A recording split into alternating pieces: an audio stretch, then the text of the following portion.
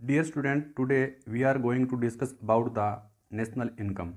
राष्ट्रीय आय क्या होता है? National income is the sum total of factor income earned by normal residents of a country during the period of an accounting year. एक साल के अंदर देश में रहने वाले सामान्य नागरिक जितना रुपया कमाते हैं, जब हम उसको जोड़ देते हैं तो वो नेशनल इनकम कहलाती है। National income is equal to rent, wage, interest, profit. जब हम हमारे देश में रेंट के रूप में, वेज के रूप में, इंटरेस्ट के रूप में और प्रॉफिट के रूप में जो पैसा मिलता है, उन सब को जोड़ देते हैं तो वो नेशनल इनकम देश की बन जाती है। पर कैपिटा इनकम, इसका फार्मूला है per capita income is equal to national income divided by total population of a country. यदि हमें प्रति व्यक्ति आय निकालना है तो उसके लिए जब हम राष्ट्रीय आय को वहाँ रहने वाले कुल लोगों की जनसंख्या से डिवाइड कर देते हैं तो हमारा पर कैपिटा इनकम कैलकुलेट हो जाता है। Next, incomes. Only factor income are included in the national income because it is earned income. देखिए, आय दो प्रकार की होती है, फैक्टर इनकम और ट्रांसफर इनकम। यदि हमें नेशनल इनकम कैलकुलेट करना है तो उसके अंदर हम सिर्फ फैक्टर इनकम को शामिल करते हैं। Transfer income is not included in the estimation of national income. ये जो टर्म है ट्रांसफर इनकम, इसको हम हस्तांतरण आय बोलते हैं। इसके अंदर क्या होता है, इनकम का सिर्फ ट्रांसफर होता है एक व्यक्ति से किसी और व्यक्ति तक। इसमें जो पर्टिकुलर लोग हैं वो इनकम को अर्न नहीं करते हैं, लेकिन ये जो है आपका फैक्टर इनकम, ये इनकम अर्न की जाती है। जो भी उत्पादन के साधन होते हैं जैसे लैंड, कैपिटल, लेबर और entrepreneur, there are 4 factor of the production. कोई आपसे पूछे उत्पादन के कितने साधन होते हैं तो 4 साधन होते हैं, लैंड, कैपिटल, लेबर और एंटरप्रेन्योर। ये जो अपना कंट्रीब्यूशन देते हैं प्रोडक्शन करने में, तो उनको उसके बदले में रेंट मिलता है, इंटरेस्ट मिलता है, वेज मिलता है और प्रॉफिट मिलता है। ये जो 4 हैं, रेंट, इंटरेस्ट, वेज और profit, these are called factor income.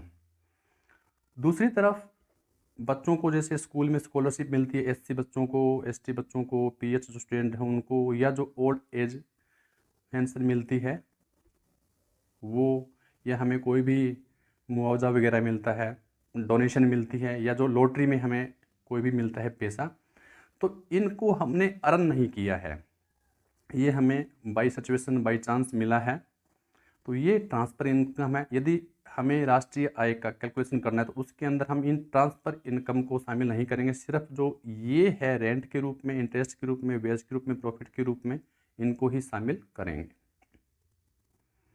अब देखिएगा, नेशनल इनकम के अंदर कई ऐसी टर्मोलॉजी है जिनका कंट्रीब्यूशन होता है, जिनसे मिलके हमारी नेशनल इनकम बनी होती है। तो नेशनल इनकम के चैप्टर में कुछ एब्रीवेशन में टर्म लिखी होती है, तो उनकी फुल फॉर्म जानना आपके लिए आवश्यक है। तो सबसे पहले इसके अंदर है जीडीपी। जीडीपी की फुल फॉर्म है gross domestic product. NDP full form net domestic product. GNP gross national product. NNP net national product. MP का मतलब होता है market price. FC means factor cost. NIT NIT, NIT stand for net indirect tax. NFIA net factor income from abroad, means विदेशों से प्राप्त शुद्ध साधन आय। अब देखिएगा, ऊपर की जो ये 4 टर्मोलॉजी है, इसके अंदर जो लास्ट में पी लिखा है, पी का मतलब है उत्पादन, प्रोडक्ट। उसके बाद देखिएगा यहाँ पे एन भी लिखा है, तो एन यदि शुरू में लिखा है तो एन स्टैंड फॉर नेट, इसका मतलब नेट होगा। जहाँ कहीं भी एन आपको शुरू में लिखा मिले तो इसका मतलब नेट होगा। और यदि एन आपका बीच में लिखा है, जैसे यहाँ पे G N P, N N P, N यहाँ पे बीच में आया, जी और पी के बीच में है, तो ये जो एन है इट स्टैंड फॉर नेशनल। ये बात आपको ध्यान में रखनी है। हाँ, अब हम इनका मीनिंग करेंगे, जीडीपी क्या होता है।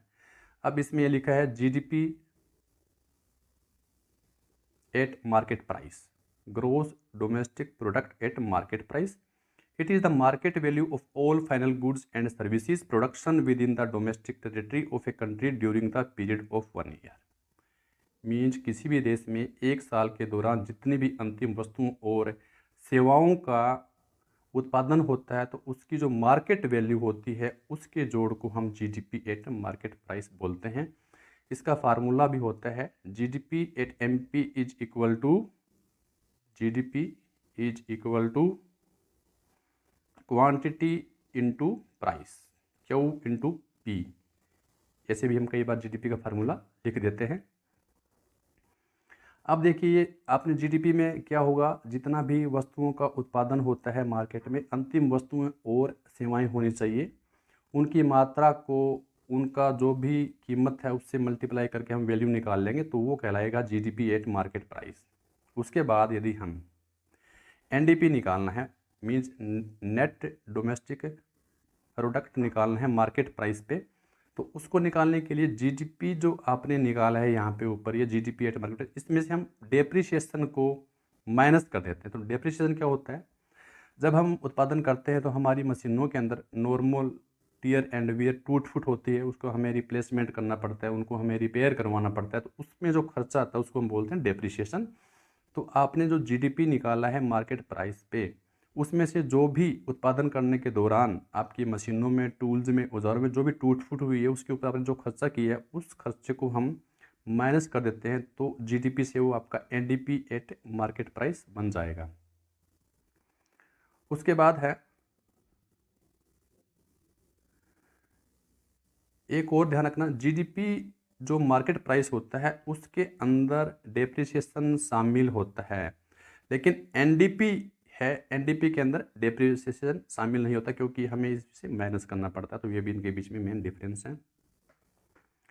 अब आपको यदि GNP eight market price calculate करना है, मीन्स ग्रोस नेशनल प्रोडक्ट, तो नेशनल के अंदर देखो डी होता है डोमेस्टिक, उसके अंदर जो हमारा घर है, मीन्स जो हमारे देश की बाउंड्री के अंदर जो हमें इनकम मिलेगी उसको ही जोड़ते हैं। लेकिन नेस्ट का मतलब एन का मतलब नेशनल है, राष्ट्रीय, तो इसके अंदर बाहरी देश जो हैं उनसे हमें जो विदेशी शुद्ध साधन आय मिलती है उसको हम जोड़ देते हैं। तो जीडीपी एट मार्केट प्राइस में जब हम एनएफआईए जोड़ देंगे, तो एनएफआईए की फुल फॉर्म मैंने बताई थी, net factor income from abroad, means विदेशों से शुद्ध साधन आय को जब हम जीडीपी में जोड़ देंगे तो वो हमारा जीएनपी बन जाएगा।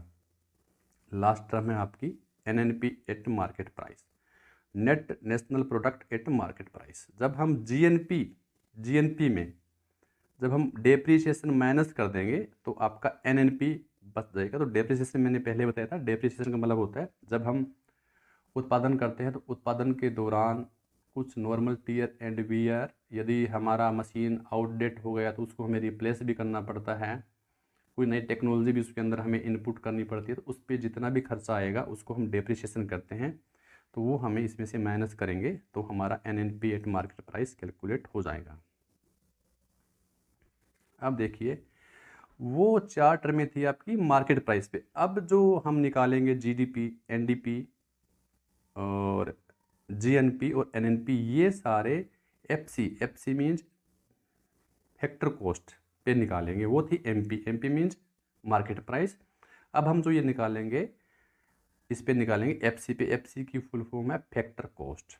देखिए सबसे पहले जीडीपी एट फैक्टर कॉस्ट क्या होता है, it is the sum total of factor cost incurred on the production of final goods and service produced with in the domestic territory of a country during the period of 1 year. Means एक देश के अंदर एक साल के दौरान जो हम अंतिम वस्तुओं और सेवाओं का निर्माण करते हैं तो उन पे जो कुल हमारा कितना लागत आता है, रेंट के रूप में, वेज के रूप में, इंटरेस्ट के रूप में और प्रॉफिट के रूप में हमें कितना खर्चा करना पड़ता है, तो उन सब का जोड़ कहलाता है जीडीपी एट एफसी। उसके बाद नेक्स्ट इसमें टर्मोलॉजी है एनडीपी एट फैक्टर कॉस्ट। अब एन का मतलब है नेट डोमेस्टिक प्रोडक्ट। अब जहाँ भी हम नेट निकालेंगे ना, जीडीपी से हमें एनडीपी के अंदर कन्वर्ट करना है तो हम जीडीपी में से डेप्रिसिएशन को माइनस करते हैं तो हमारा जी का एन बन जाता है। तो यहाँ पे जो आपने जीडीपी एट फैक्टर कॉस्ट निकाला है उसमें से आप डेप्रिसिएशन को माइनस कर दोगे तो आपका NDP at factor cost calculate हो जाएगा। और इसका एक और फार्मूला यहाँ पे लिखा गया है, काफ़ी इंपॉर्टेंट है। NDP at factor cost net domestic product eight factor cost means जितना भी वेज है, रेंट है, इंटरेस्ट है और प्रॉफिट है, इन सब का जब हम जोड़ कर देंगे तो NDP at factor cost calculate हो जाएगा। उसके बाद है GDP eight factor cost, GDP at factor cost. इसका एक और भी फार्मूला है, जैसे जब हम एनडीपी के अंदर डेप्रिसिएशन को जोड़ देंगे, एनडीपी के अंदर डेप्रिसिएशन को जोड़ देंगे तो हमारा जीडीपी बन जाएगा। अब इसमें कंक्लूजन यही निकलता है, जीडीपी और एनडीपी में डिफरेंस का मेन बेस है डेप्रिसिएशन। जब हम एनडीपी में डेप्रिसिएशन को जोड़ देंगे तो हमारा जीडीपी बन जाएगा, और जब हम जीडीपी में से डेप्रिसिएशन को माइनस कर देंगे तो एनडीपी बन जाएगा। तो कोई आपसे पूछे what is the main difference between the GDP and NDP, we can say that there is a difference on the basis of depreciation between the GDP and NDP। Means GDP के अंदर depreciation शामिल होता है और NDP में depreciation शामिल नहीं होता। अब देखिएगा, ये नेक्स्ट लाइन एक और भी कहा गया है आपको, कोई आपसे पूछे GDP एट फैक्टर कॉस्ट का क्या फार्मूला होता है, तो देखो GDP एट एफसी का मतलब होता है उत्पादन के जो साधन हैं, उत्पादन के जो फैक्टर हैं उनकी कॉस्ट। मीन्स हमने वेज के रूप में कितना खर्चा किया है, रेंट के रूप में कितना खर्चा किया है, इंटरेस्ट के रूप में कितना खर्चा किया है और प्रॉफिट के रूप में कितना खर्चा किया, इसको जोड़ लेंगे। लेकिन हमसे जी पूछा है, ग्रोथ पूछा है जीडीपी, तो ग्रोथ के अंदर पता है आपको डेप्रिसिएशन भी शामिल होता है। तो ये 5 चीज़ें मिलके क्या बनाएगी, जीडीपी एट फैक्टर कॉस्ट बनाएगी। अब नेक्स्ट हमारी टर्मोलॉजी है GNP eight factor cost, G for growth, N for national, P for product. Growth national product at factor cost, जहाँ पे नेशनल वर्ड आए तो नेशनल निकालने के लिए हम जो GDP है, जो डोमेस्टिक हमारा वैल्यू आया है, उसके अंदर हम NFIA means net factor income from abroad, विदेशों से प्राप्त शुद्ध साधन आय, जब हम इसको जोड़ देंगे तो GDP का GNP कन्वर्ट हो जाएगा। और ऐसे ही NNP एट फैक्टर कॉस्ट निकालना आपको, नेट नेशनल प्रोडक्ट। अब इसके लिए हम क्या करेंगे, जो हमारा G है ग्रोस नेशनल प्रोडक्ट है, उसमें जब हम डेप्रिसिएशन को माइनस करते, क्योंकि N जहाँ पे नेट आएगा ना तो डेप्रिसिएशन आपको माइनस करना पड़ेगा, और जहाँ पे G आएगा ग्रोस आएगा वहाँ पे आपको डेप्रिसिएशन जोड़ना पड़ेगा। तो यहाँ पे आपको GNP से NNP निकालना है, मीन्स जो ग्रोस है उससे आपको नेट निकालना है। तो ग्रोस से नेट निकालने के लिए डेप्रिसिएशन हमें माइनस करना पड़ेगा, इसमें से घटाना पड़ेगा। कई बार देखिए क्वेश्चन पूछ लेते हैं आपसे एग्ज़ाम के अंदर, मल्टीपल चॉइस क्वेश्चन के अंदर क्या पूछते हैं, उसमें पूछेंगे national income NY, national income किसके बराबर होती है, तो यहाँ पे आपको 4 ऑप्शन दे देंगे, GDP, दूसरा दे दिया आपको NNP at market price, number 3 पे दे दिया आपको NDP एट फैक्टर कॉस्ट, और नंबर 4 पे आपको दिया है NNP एट फैक्टर कॉस्ट। तो dear student, national income will be always equal to, ये जो नंबर 4 है इसके बराबर होती है NNP एट फैक्टर कॉस्ट। और जितने भी टर्म हैं ये नेशनल इनकम का पार्ट हैं, नेशनल इनकम नहीं है, लेकिन NNP at factor cost is equal to national income. तो ये आंसर आपका सही माना जाएगा।